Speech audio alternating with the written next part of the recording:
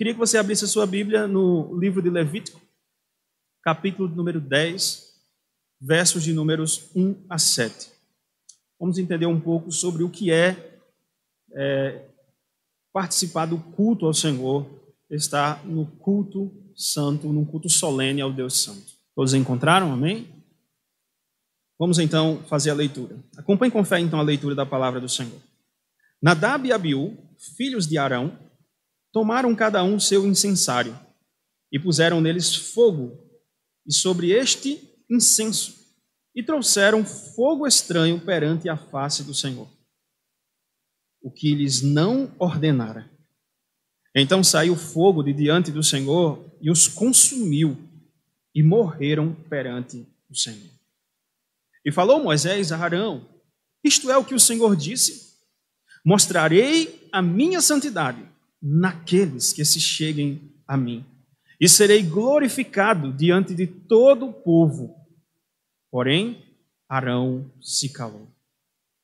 Então Moisés chamou a Misael e a Eusafã, filhos de Uziel, tio de Arão, e disse-lhes: chegai, tirai vossos irmãos de diante do santuário, para fora do arraial.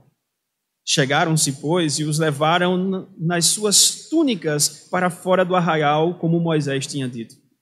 Moisés disse a Arão e a seus filhos, Eleazar e Itamar: não desgrenheis os cabelos, nem rasgueis as vossas vestes, para que não morrais, nem venha grande ira sobre toda a congregação. Mas vossos irmãos, toda a casa de Israel, lamentem o incêndio que o Senhor suscitou. Não saireis da porta da tenda da congregação, para que não morrais, porque está sobre vós o óleo da unção do Senhor. E fizeram conforme a palavra de Moisés. Até aqui a palavra do Senhor, que o Senhor aplique a sua palavra no nosso coração. Vamos orar e pedir a sua graça. Senhor, nós estamos aqui diante da tua palavra em mais um domingo, em mais um dia do Senhor. E esta palavra trata sobre um assunto tão importante, tão caro para nós, tão caro para os reformadores ao longo da história. E hoje, de forma específica, tem sido caro para nós também, Senhor.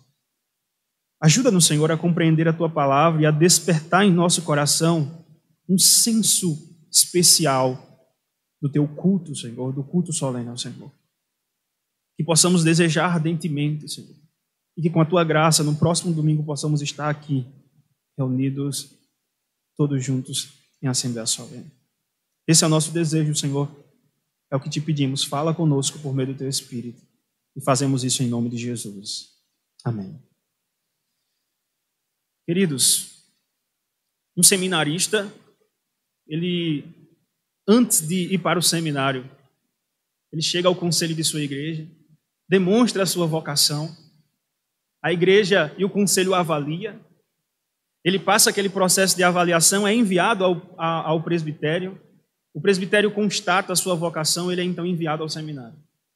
No seminário ele estuda teologia, no seminário ele estuda as línguas bíblicas, ele estuda o grego, ele estuda o hebraico, ele dedica tempo. E depois então ele é avaliado pelo presbitério com relação aos seus conhecimentos, com relação à prática, a levar a igreja, a conduzir uma igreja. E ele é aprovado pelo presbitério. E então ele é licenciado. Ele é experimentado na licenciatura e então ele é ordenado ao sagrado ministério. Todo este processo que muitas vezes dura em torno de 5, 6, ou por que não dizer 8 anos, muitas vezes. Prepara aquela pessoa para liderar e conduzir a igreja do Senhor. Porém, imagine que um seminarista desse, no seu primeiro ato de culto, no seu primeiro momento liderando a igreja em adoração ao Senhor, conduzindo na palavra, esse seminarista, ele é fulminado pelo Senhor no momento do culto. A ira de Deus vem sobre ele e ele morre instantaneamente.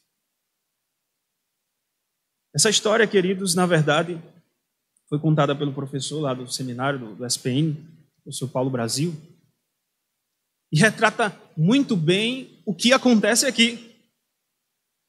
Um comentarista do Antigo Testamento, R.K. Harrison, ele aponta que o livro de Levítico é como um manual em que ensina os levitas, os sacerdotes daquela época, como se portarem diante do Senhor.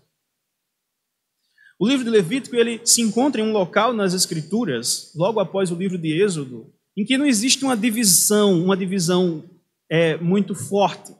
O que exige é um termo hebraico que nós chamamos de vav consecutivo, é como uma conjunção, o i nosso. E o livro de Êxodo começa assim, e chamou o Senhor Deus. É uma continuidade do livro de Êxodo, do livro de Levítico. E nesse livro de Levítico, nesta continuidade, nós percebemos, como diz Harrison, que ao passo que Êxodo descreve a construção da tenda da congregação, a construção do tabernáculo, Levítico narra a maneira segundo a qual os sacerdotes deveriam cuidar do santuário e da sala do trono do grande rei, do tabernáculo. Como os sacerdotes tinham então que conduzir as cerimônias solenes de culto do Antigo Testamento. E é verdade, irmãos, que existem muitos elementos do Antigo Testamento que logo após de Cristo eles são cumpridos todos em Cristo. Porém, os princípios do culto do Antigo Testamento, que podem ser encontrados de forma muito clara num culto do Antigo Testamento, eles são aplicados a nós hoje. E é sobre isso que eu queria pensar com os irmãos. O culto solene ao Deus Santo. Quais os princípios do culto? Antes disso, eu gostaria de entrar no texto, eu gostaria de falar um pouquinho sobre o contexto aqui. Nesse livro de Levítico, dos capítulos de números 1 a 7, há uma seção de regulamentos, há um manual. Pense que aqui é o seminarista aprendendo como, então, conduzir a igreja. E eles são ensinados, há um regulamento. No capítulo 1, há um regulamento quanto aos holocaustos. No capítulo 2, quanto à oferta de manjares. No capítulo 3, quanto aos sacrifícios pacíficos. No 4, sacrifícios pelos pecados. No 5, sacrifícios com relação ao sacrilégio. Nos capítulos 6 e 7, nós temos algumas regras adicionais. Mas os capítulos, eles aprendem nos capítulos 6 e 7 como manusear o fogo, como manusear o alimento, a oferta movida. Mas nos capítulos 8 e 9, nós temos a consagração. Há uma preparação para o momento da unção, um momento em que os sacerdotes e os sumos sacerdotes seriam ungidos diante do Senhor, para então oficializarem culto ao Senhor, um culto solene ao Senhor. Há uma cerimônia e há uma celebração do povo. É assim que termina o capítulo 9. A celebração do povo. Na celebração do povo, há fogo que vem da parte do Senhor, que vem do céu e que cai sobre o altar. Da mesma forma, aqui onde podemos dizer, seja a narrativa de um primeiro momento após aquela cerimônia, em que os sacerdotes estavam colocando em prática, o primeiro momento narrado em Levítico, em que os sacerdotes estavam colocando em prática, onde temos a história de Nadab e Abiú, os dois filhos de Arão. Nadab e Abiú, eles estavam numa alta posição do cunho sacerdotal. Eles, por exemplo, em Êxodo, capítulo número 24, versos 1, 9 e 10, mostra que eles viram a manifestação de Deus no Monte Sinai. Tudo isso aqui do Levítico que se dá, é possível que tenha se dado nas cercanias, ou seja, nos arredores do Monte Sinai, naquela proximidade. E é ali onde eles já tiveram a experiência de estar perante a face de Deus, de entender a justiça de Deus, de compreender a justiça de Deus. Mas agora, o texto nos diz que eles puseram fogo estranho perante a face do Senhor. E aquele fogo estranho fez com que eles fossem mortos subitamente, com fogo que vem da parte do Senhor. Mas qual então, irmãos, teria sido o pecado deles? O que eles erraram? Em que eles falharam? Porque alguém que se dedicou tanto tempo a ser instruído pelo Senhor, para dedicar e conduzir o povo em culto ao Senhor, neste momento foi fulminado de forma instantânea. Por que isso? Alguns apontam que o pecado deles foi o incensário. Eles estavam no incensário próprio deles, não no incensário do templo. Outros ainda dizem que é porque eles foram ao mesmo tempo. Outros ainda apontam que é porque eles não tinham o direito de fazer isso. Outros ainda apontam que talvez eles estivessem embriagados quando foram, por conta dos versículos 8 e 9. Outros ainda apontam que eles tinham, na verdade, um incenso profano, como Êxodo capítulo 30, verso 9, aponta que eles não poderiam, então, apresentar incenso estranho. Porém, o ponto aqui não é o incenso estranho. O que o texto deixa claro para a gente é que o fogo era estranho. Outros ainda dizem que era a hora que não era autorizada. E pode ser que muitas dessas coisas aconteceram, mas o ponto aqui do texto é que eles apresentaram e neles eles trouxeram fogo estranho. Que fogo estranho era esse? O texto é muito claro quando diz que não lhes era ordenado. Deus não havia ordenado que eles trouxessem aquele fogo. Parece que a ordenação de Deus é que o fogo deveria vir de um outro lugar. Parece que o fogo deveria vir do altar. Alguns versos anteriores, se você for com a Bíblia comigo, se você está com a sua Bíblia aberta, Levítico capítulo 6, versos 12 e 13, o texto nos diz, Levítico 6, versos 12 e 13, o texto nos diz: o fogo, pois, sempre arderá sobre o altar, não se apagará, mas o sacerdote acenderá lenha nele cada manhã, e sobre ele porá em ordem o holocausto, e sobre ele queimará a gordura das ofertas pacíficas. O fogo arderá continuamente sobre o altar e não se apagará. Havia um fogo sobre o altar que não poderia se apagar, tinha que continuar queimando sempre. E todo o fogo da cerimônia deveria ser tirado deste fogo, porque quem acendeu este fogo não foram os homens, mas quem acendeu este fogo foi conforme o capítulo 9, verso 24, mostra que este fogo saiu de diante do Senhor e consumiu o holocausto. O fogo que cai sobre o altar é o fogo que vem do Senhor, e por isso esse fogo deveria ser cultivado, deveria sempre colocar lenha nesse fogo, porque todo fogo então deveria ser tirado deste fogo do altar para ser utilizado no templo. Mais à frente, no capítulo 16 de Levítico, verso de número 12 e 13, capítulo 16 de Levítico, verso 12 e 13, o texto nos diz: tomará também de sobre o altar o incensário cheio de brasas de fogo, brasas de fogo do altar, diante do Senhor, e 2 punhados de incenso aromático bem moído, e o trará para dentro do véu. Porá o incenso sobre o fogo perante o Senhor, para que a nuvem do incenso cubra o propiciatório que está sobre o testemunho, para que não morra. Note que o fogo que acenderia o incenso deveria ser tirado do altar. Deveria ser tirado do altar. Isso colabora também com todo o texto que aparece em Apocalipse, por exemplo. Em Apocalipse, capítulo número 8, versos 3 e 5, o texto nos diz, de forma resumida, que o anjo do Senhor, ele tirava fogo do altar do Senhor. Em Apocalipse, capítulo de número 8, deixa eu abrir aqui com os irmãos, só para colaborar com essa resposta. Apocalipse, capítulo de número 8, versos de números 3 e 5, diz assim, 3 a 5. Veio outro anjo e ficou de pé junto ao altar, com um incensário de ouro, e foi-lhe dado muito incenso para oferecê-lo com as orações de todos os santos sobre o altar de ouro, que se acha diante do trono. E da mão do anjo subiu à presença de Deus a fumaça do incenso com as orações dos santos. E o anjo tomou o incensário e encheu de fogo do altar e o atirou à terra. E houve trovões, vozes, relâmpagos e terremotos. Então, o livro do Apocalipse é um livro que possui várias figuras, mas uma característica dele é que ele sempre toma figuras do Antigo Testamento para representar nessas figuras.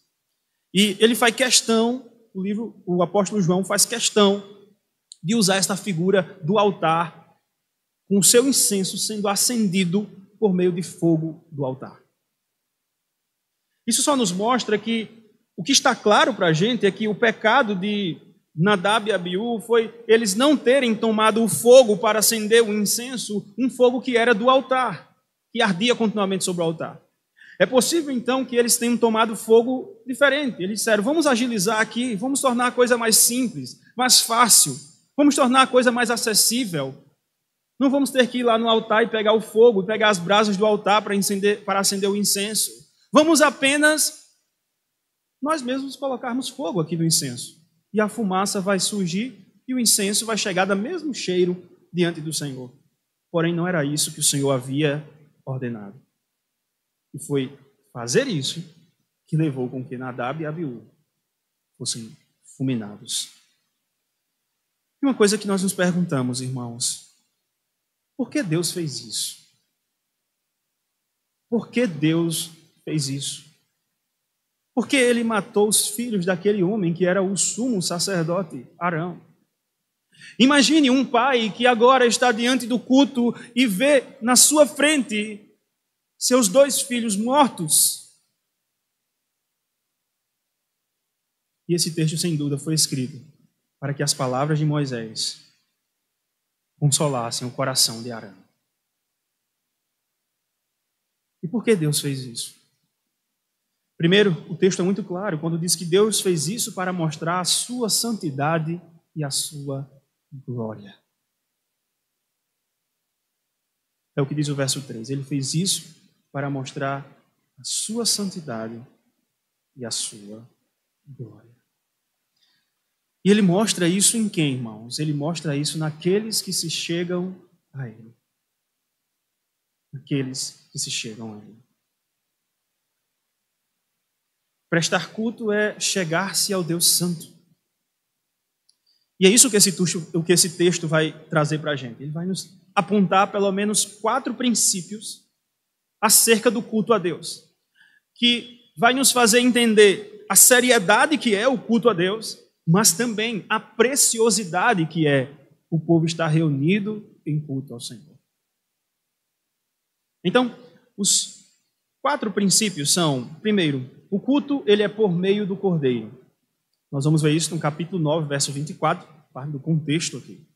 Segundo, o culto ao Senhor ele é como ordenado, versos 1 e 2 do capítulo 10.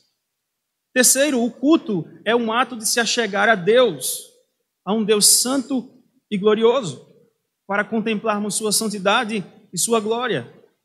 Verso 3, nós vamos ver isso. E finalmente, o culto ele é uma prioridade. Versos 4 a 7 vai nos mostrar como o culto ele é uma prioridade. Então, caminhemos por esses 4 princípios acerca de culto, que vão nos fazer perceber quão precioso é o culto ao Senhor. Primeiro, o culto é por meio do Cordeiro. Veja você o que acontece no capítulo 9, verso 24. No capítulo 10, versos 1 e 2, nós temos que o fogo sai da parte do Senhor, né, ou de sobre o altar, e consome o fogo, em verso 2, né, do capítulo 10. Então saiu o fogo diante do Senhor e consumiu, e morreram perante o Senhor. Esse mesmo fogo sai diante do Senhor, verso 24, e eis, verso 24 do capítulo 9, e eis que saindo fogo de diante do Senhor, mesmo fogo diante do Senhor, consumiu holocaustos e a gordura sobre o altar, e vendo o povo, jubilou e prostrou-se sobre o rosto. Veja, irmãos, o fogo sai agora, mais uma vez, só que desta vez está o povo reunido. O povo está olhando. E o fogo vem. E quando o fogo vem, o fogo não cai sobre o povo. Mas o fogo cai sobre o altar. E o que tinha sobre o altar, irmãos? Sobre o altar tinha a gordura do cordeiro. Tinha o sacrifício do cordeiro. Aqui está um princípio muito claro para o nosso culto. Não há como cultuar ao Senhor sem ser por meio do Cordeiro. Não há. O povo, ao ver aquilo tudo, jubila. É o que o texto diz no verso 24. O povo jubilou. Certamente o povo está olhando aquele altar caindo e está dizendo: louvado seja o Senhor, que consumiu o sacrifício e não nos consumiu. É somente por causa do Cordeiro e o povo não é consumido. Êxodo capítulo número 29, verso 43, há uma promessa do Senhor que ele viria aos filhos de Israel e mostraria a sua glória perante eles. Nos parece que este texto é um cumprimento disso. Em Êxodo 29, 43, o texto diz: ali virei aos filhos de Israel para que por minha glória sejam santificados. E ali vem o Senhor, a glória do Senhor. É no momento de culto. Porém, está muito claro aqui, irmãos, é a misericórdia do Deus que manifesta essa misericórdia por meio do sacrifício. Fogo vem da parte do Senhor, mostra a sua glória, a sua santidade, mas cai sobre o sacrifício. Cristo é um elemento central no culto. O nosso culto, ele precisa ser cristocêntrico. Sem Cristo, não há como ter um culto cristão. Me lembra esse momento, uma história contada pelo professor Russell Shedd, quando tive a oportunidade de estudá-lo com ele. Hoje ele não está mais entre nós. Mas ele contava uma história que ele teve a oportunidade de pregar em um cruzeiro. Os irmãos sabem o que é um cruzeiro. É um navio que passa vários dias navegando. E quando ele estava pregando nesse cruzeiro, obviamente, aos domingos tinha culto, né, neste cruzeiro, ele se dividiu com um outro pastor, e esse pastor ele era um pastor liberal, da linha de Paul Tillich e companhia. E ele conseguiu, ele não acreditou, mas ele viu isso. Ele alternava, ele pregava um domingo e esse pastor pregava o outro domingo. E ele percebeu algo impressionante, algo que impactou a vida dele. Negativamente, obviamente. Algo que estranhou demais ele. É que aquele pastor conseguiu pregar um sermão inteiro, sem mencionar a pessoa de Jesus Cristo. Conseguiu pregar um sermão cristão sem o Cristo do cristianismo. Cristo é a pessoa essencial no culto. É por causa de Cristo que nós conseguimos nos achegar a Deus em reunião solene, em assembleia solene. É tão somente por causa do sacrifício de Cristo. O Novo Testamento faz eco ao ensinamento aqui presente, irmãos, quando, por exemplo, em 1 Pedro, capítulo 2, versos 4 e 5, nos diz: chegando-vos para ele, a pedra que vive, rejeitada, sim, pelos homens, mas com Deus, eleita e preciosa. Também vós mesmos, como pedras que vivem, sois edificados casa espiritual, para seres sacerdócio santo, a fim de oferecer de sacrifícios espirituais agradáveis a Deus, por intermédio de Jesus Cristo. Como é que nós oferecemos sacrifícios espirituais agradáveis a Deus? Por meio de Jesus. Quão pecadores, irmãos, nós somos. Mas nós conseguimos oferecer nossos sacrifícios espirituais a Deus. Por que não dizer, como Hebreus vai dizer, sacrifícios de louvores ao Senhor? Nós só conseguimos fazer isso quando fazemos por meio de Jesus. Infelizmente, cada dia mais, na maioria das igrejas, de forma geral, as pessoas têm esquecido que Cristo deve ser o centro do nosso culto. Cristo deve ser o centro do nosso culto. Nossos sacrifícios espirituais só serão agradáveis a Deus se fizermos por meio de Cristo.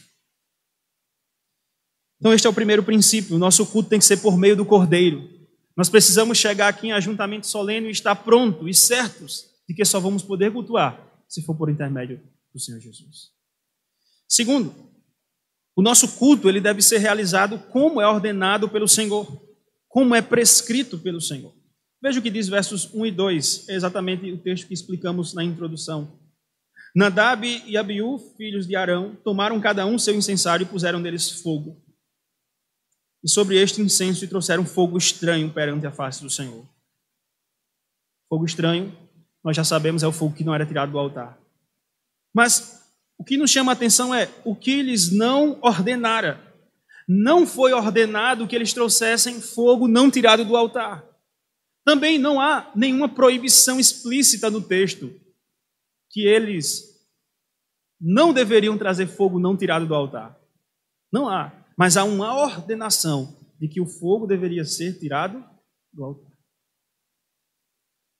E eu queria que você entendesse um pouco. Existem dois princípios que norteiam os cultos evangélicos de forma geral. Um é chamado de princípio normativo do culto. O que ele diz, o princípio normativo? Aqueles que acreditam no princípio normativo. Eles dizem que aquilo que Deus não proibiu, então eu posso fazer no culto. Por exemplo, não existe nenhum texto na Bíblia que diz que nós não podemos plantar bananeira na hora do culto. Então a gente pode plantar bananeira para a glória de Deus na hora do culto. Não existe nenhum princípio que diz que determinada coisa não pode ser feita no culto. Ah, então isso eu faço. Se Deus não proíbe, então isso eu faço. Isso é o que nós chamamos de princípio normativo. Um outro princípio, e esse os reformadores e a nossa igreja adota de forma bem enfática, é o princípio regulador do culto. O que diz o princípio regulador do culto? É que se Deus não ordenou, então eu não posso fazer. Nota a diferença, irmãos. O princípio normativo, se Deus não proibiu, eu posso fazer. O princípio regulador, se Deus não ordenou, então eu não faço. Nos parece que o texto nos mostra o princípio regulador. Não há nada em todo o livro de Levítico que mostre Deus proibindo deles levarem o fogo que não era do altar. Deles mesmos pegarem uma caixa de fósforo e tocarem lá no seu incenso. Talvez aquilo facilitasse a vida deles. Mas o princípio regulador nos diz que diante de Deus nós temos que fazer aquilo que Ele ordenou. O Deus ao qual nós cultuamos prescreve como deve ser adorado. Nós não podemos adorar Ele de qualquer jeito.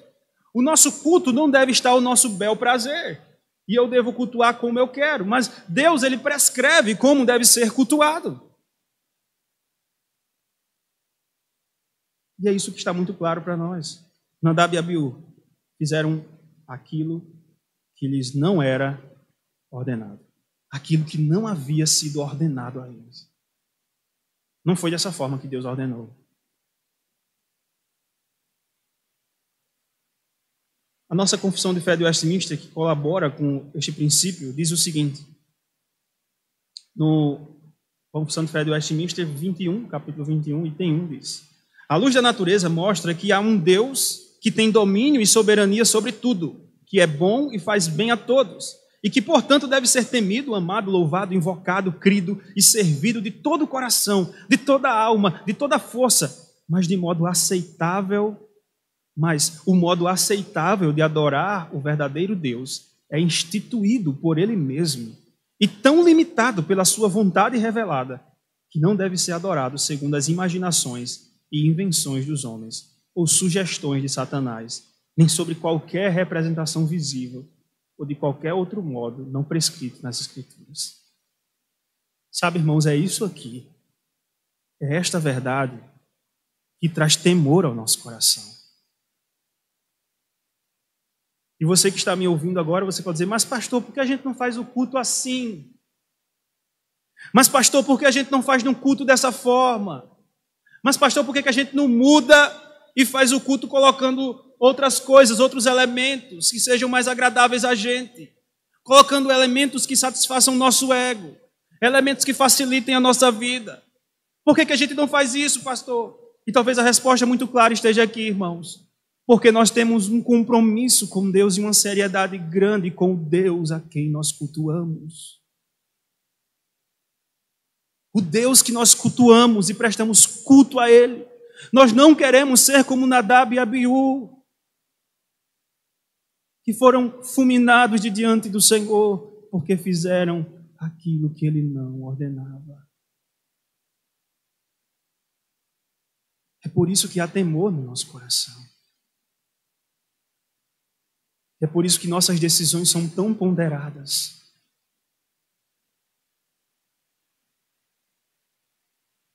Portanto, se em primeiro lugar o culto é por meio de Cristo, em segundo lugar o culto é como foi ordenado pelo Senhor na sua palavra.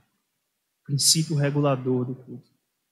Em terceiro lugar, o texto nos traz um princípio que mostra o que é culto. O que significa culto? O culto é achegar-se ao Deus Santo para contemplar sua glória e santidade. Isto é culto. O povo se achegava ao Deus Santo para contemplar sua glória.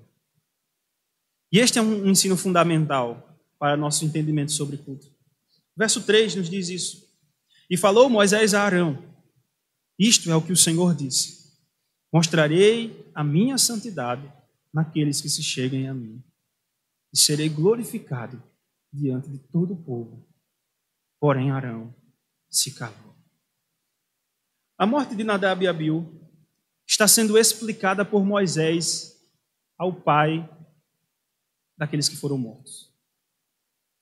E a explicação dele é que a presença do Senhor seria com o objetivo de mostrar sua santidade e sua glória. Como foi do primeiro momento. Só que do primeiro momento, a glória e a santidade do Senhor foram mostradas e caiu sobre o cordeiro do sacrifício. Aqui, estes homens, Nadab e Abiú, tinham que estar preparados para que pudessem levar um incenso perante o Senhor. Tinham que estar purificados. Havia todo um trabalho de purificação para que eles pudessem entrar ali.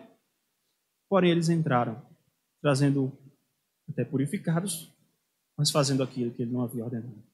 E, portanto, Deus mostrou a sua santidade e a sua glória desta forma.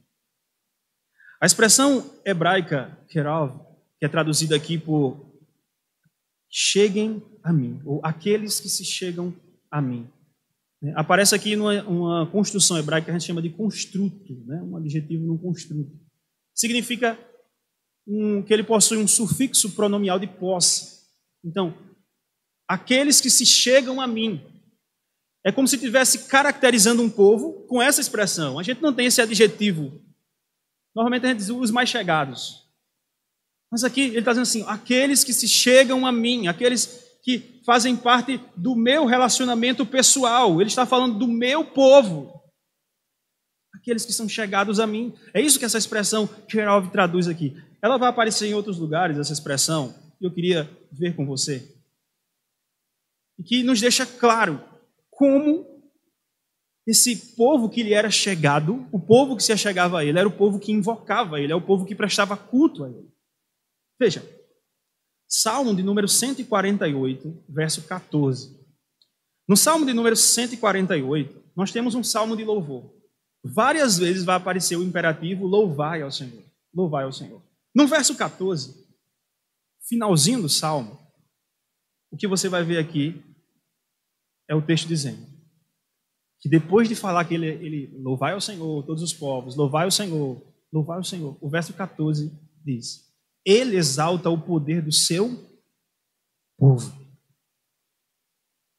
O louvor de todos os seus santos, dos filhos de Israel, povo que lhe é chegado. Povo que lhe é chegado. Kerov. Povo que lhe é chegado. Por que esse povo lhe é chegado? Esse povo invoca o seu nome. O povo que é chegado é o povo que invoca o nome do Senhor. Para ficar mais claro, Deuteronômio, capítulo número 4, versos 6 e 7. Eu acho que está sendo projetado, né, para vocês. Deuteronômio, capítulo 4, versos 6 e 7. O texto diz: guardai-vos, pois, e cumpri-os, porque isto será a vossa sabedoria, falando de guardar e cumprir os mandamentos, que são os versos anteriores. Isto será a vossa sabedoria, o vosso entendimento perante os olhos dos povos, os povos vizinhos, que ouvindo todos esses estatutos, dirão: certamente este grande povo é gente sábia e inteligente. Pois, que grande nação há, que tenha deuses tão chegados a si como o Senhor, nosso Deus, todas as vezes que o invocamos. Veja, irmãos, entre todas as nações, Israel seria destacada, porque não há nação e não há povo que é tão chegado ao seu Deus como nós somos chegados ao nosso Deus todas as vezes que o invocamos, todas as vezes que prestamos culto a Ele, todas as vezes que chegamos a Ele. Cultuar é se achegar a Ele, invocar o nome do Senhor e contemplar a sua glória e a sua santidade. Há nesse trecho aqui, do verso de número 3 ainda, de Levítico, que ele diz que vai mostrar a santidade e a glória dele. Mostrarei a minha santidade naqueles que cheguem a mim, e serei glorificado. Existem dois verbos aqui, que aparecem aqui, e que a gente não está claro no nosso texto que é um verbo. Santidade e glória. Não está como um verbo para a gente aqui, uma ação. Mas porque eles aparecem numa ação passiva, né? É o verbo no imperfeito, nifal, no hebraico nós chamamos assim. Mas o que é importante é que a ação aqui ela é passiva. É como se Deus faz com que a sua santidade se torne conhecida. E por isso que a nossa tradução traduz bem, mostrarei a minha santidade. Deus faz com que a sua santidade e a sua glória se tornem vistas diante do povo. A expressão kadosh, santo, santidade, ou kavod, glória, são expressões que são colocadas diante do povo. Quando nós nos achegamos para cultuar a Deus, nós contemplamos a glória e a santidade de Deus. É por isso que o culto é um momento de muita seriedade, de muito temor, mas também um momento de muita alegria, de deslumbre, porque contemplamos a glória do Senhor. Culto é se achegar diante de Deus. Jeremiah Burroughs, puritano, escreveu um livro sobre adoração, comenta esse texto, inclusive, nesse livro. Ele diz que há 3 aspectos que uma pessoa ela tem quando ela se aproxima de Deus em adoração e em culto. Primeiro, a reverência devidas de uma criatura a um Criador. Nós somos criados por Ele, então nós temos uma reverência devida a Ele. Segundo, os nossos deveres santos precisam ser executados naquilo que revela Deus de forma especial e gloriosa, como a leitura da palavra, a oração, os cânticos. E terceiro, nós adoramos com o nosso coração, manifestando virtudes graciosas, não apenas com a nossa boca. E aí Jeremiah Burroughs, ele coloca o texto de Isaías 29:3, que diz que o povo se aproxima com os lábios, mas o seu coração está longe. Nós devemos nos chegar a Deus de todo o coração, de todo o nosso interior, de todo o nosso ser. Como nós temos, irmãos, tratado o nosso culto? Talvez esses 2 domingos de parada, né, que tivemos, espero que não tenhamos mais, possa servir para você refletir na preciosidade que é o culto. E mais ainda, entender o quanto vale a pena lutar, defender e participar do culto. O quão caro é isso para nós? Eu acho que é algo que nós temos que pensar e refletir como igreja do Senhor. Em quarto lugar, o culto ele deve ser uma prioridade. Se em primeiro lugar o culto tem que ser por meio do Cordeiro, em segundo lugar o culto tem que ser como ordenado, em terceiro lugar o culto é achegar-se a Deus para contemplar sua glória e santidade. Em quarto lugar, o culto é uma prioridade. A primeira coisa que nós vemos aqui no finalzinho do verso de número 3 é que Arão se calou. Não sei se você parou para prestar atenção. Um pai que acabou de perder os seus filhos está profundamente abalado. Não há como mensurar um pai que perdeu o seu filho. E esse, de forma específica, num culto ao Senhor. Mas quando Moisés explica para ele a verdade, o texto diz que Arão se calou.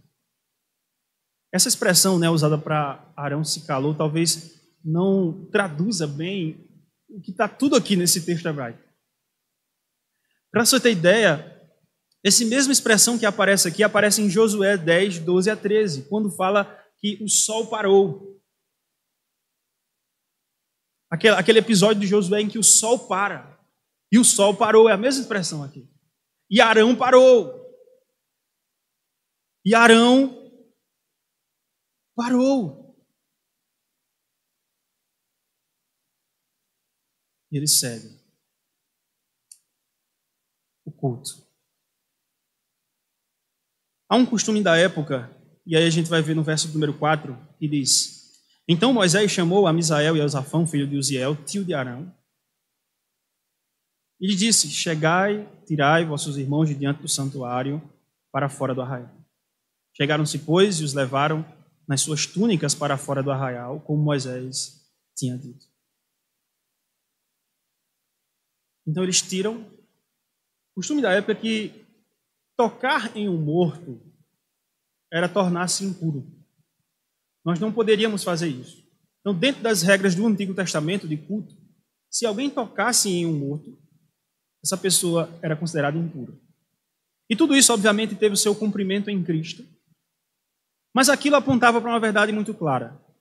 Havia um elemento muito importante na organização de Deus, do tabernáculo, com essa questão da impureza, que era a parte da higiene. O povo de Israel sempre foi um povo higiênico, porque aqueles que, por exemplo, tocassem em um fluxo, ou aqueles que tocassem em um morto, que são duas coisas que podem trazer doenças, né? Ou algo do tipo assim, se ficar num ambiente cheio daquilo, um ambiente não muito higiênico, isso aí foi vetado, porque o arraial precisaria permanecer puro, porque o lugar de adoração precisa permanecer puro, limpo. Isso apontava para uma coisa muito clara, é que diante de Deus e diante do Senhor, é preciso que nós estejamos puros. É por isso que em todos os nossos cultos aqui, nós temos um momento de oração de confissão de pecados. Porque nós sabemos que quando nos achegamos diante de Deus, por mais maduros, né, e crescidos na fé que sejamos, uma hora ou outra acontece algum tipo de deslize. Nesse deslize nós temos que confessar diante do Senhor. Então, é essa aqui a necessidade de entrar para cultuar ao Senhor de forma pura. Haver uma preparação para que nós possamos cultuar a Deus. E o que me chama a atenção aqui, né, continuando aqui, verso 6. Moisés disse a Arão e a seus filhos Eleazar e Itamar: Não desgrenheis os cabelos, nem rasgueis as vossas vestes, para que não morrais, nem venha grande ira sobre toda a congregação. Mas vossos irmãos, toda a casa de Israel, lamentam o incêndio que o Senhor suscitou. Algumas coisas me chamam a atenção aqui. A primeira coisa é a prioridade que Moisés aponta para o culto. Eles têm que continuar o culto, mesmo sabendo que o seu irmão foi morto. Então, ele aponta a necessidade e a prioridade de continuar. Mas a segunda coisa é que aquilo deveria ser lamentado. Então, Moisés, quando aponta aqui a verdade de Deus, ele não diz que a gente não deve lamentar, a gente não deve chorar muitas vezes por aqueles que foram perdidos. A dor é grande e é preciso que a gente entenda isso. Porém, ao mesmo tempo, Moisés coloca as condições necessárias para que o culto continue. Coloca as condições necessárias para que o culto continue. E a condição necessária é: tirem os mortos, os parentes ali, né, de Arão, levem para fora, o povo lá fora lamentem, mas o ritual aqui do culto continua. Há uma prioridade. E essa prioridade é uma prioridade demonstrada na adoração a Deus. E o que me chama a atenção ainda no final é que havia sobre eles o óleo da unção, nos mostrando que no culto também, é no culto que nós somos cheios da unção do Senhor. É no culto onde nós somos cheios do Espírito Santo, né? Tem um texto de Efésios capítulo 5, versos 18 e 19, um texto bastante conhecido dos irmãos, que fala sobre ser cheio do Espírito Santo. E é muito interessante que quando fala de ser cheio do Espírito Santo, o elemento que se coloca são elementos de culto, elementos que acontecem no culto. Em Efésios 5,18 vai nos mostrar exatamente isso, né? Não vos embriagueis com vinho no qual há dissolução, mas enchei-vos do Espírito Santo. E aí o verso 19 vai dizer exatamente como é que somos cheios do Espírito Santo. Falando entre vós com salmos, entoando e louvando de coração o Senhor com hinos e cânticos espirituais. São elementos do culto. Cantar os salmos, cantar os hinos, cantar os cânticos espirituais. Veja, irmãos, é no culto reunido o povo junto que o povo é cheio do Espírito Santo. Obviamente, ele vai descrever sujeitando uns aos outros, vai mostrar como ser cheio do Espírito Santo na família e em outras coisas. Mas o culto ele é um elemento importante para que nós possamos estar cheios do Espírito Santo. E o culto era o momento onde aqueles irmãos tinham sobre ele o óleo da unção do Senhor. O óleo que fazia deles sacerdotes ao Senhor. É preciso, irmãos, haver uma preparação para adorar a Deus. É preciso haver prioridade para adorar a Deus. É preciso estar junto com o povo de Deus, adorando a Ele, sendo cheio do Espírito Santo. Jeremiah Burns, no seu livro, ele diz: o Deus a quem vimos adorar é um Deus grande e glorioso. Uma vez que lidamos com majestade tão infinita, gloriosa e temível, convém preparar-nos quando nos aproximamos dele. Eu queria concluir só relembrando alguns ensinamentos que vimos aqui. Primeiro, lembre-se, o seu culto, o nosso culto, ele deve ser por meio do Cordeiro. Segundo, devemos nos aproximar de Deus como Ele ordena. O culto tem que ser como prescrito pelo Senhor. Terceiro, o culto ele revela a santidade de Deus para as nossas vidas e revela a glória de Deus. E quarto, devemos nos preparar com grande expectativa e temor para o momento de culto. Mas em quinto e último lugar, eu queria concluir com essa frase. O culto solene deve ser nossa prioridade. Ele nos lembra da obra de Cristo, das ordenanças divinas e nos prepara para o restante da semana. E foi isso que eu argumentava essa semana no Instagram, tentando convencer de forma bem pacífica as pessoas e cristãos que estavam ali desconheciam.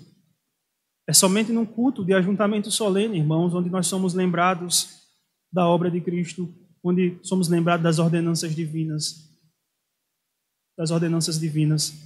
e quando nós nos preparamos para o restante da semana.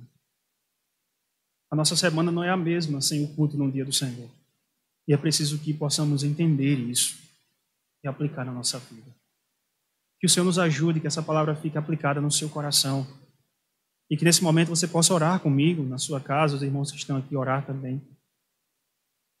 E colocar diante de Deus a sua vida, respondendo a Ele. Vamos orar, irmãos. Senhor, nós estamos aqui diante da Tua palavra que acabamos de ouvir e que nos fala da preciosidade do culto ao Senhor, da importância do culto ao Senhor, de quão caro é o culto ao Senhor, e quão deve ser a nossa prioridade a Deus. Deus tem misericórdia de nós, Senhor. Perdoa-nos quando nós não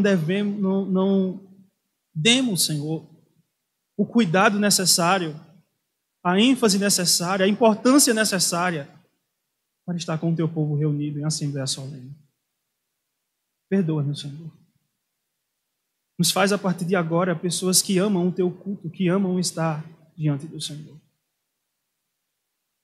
É isso que te pedimos, Senhor. Fazemos isso em nome de Jesus. Amém.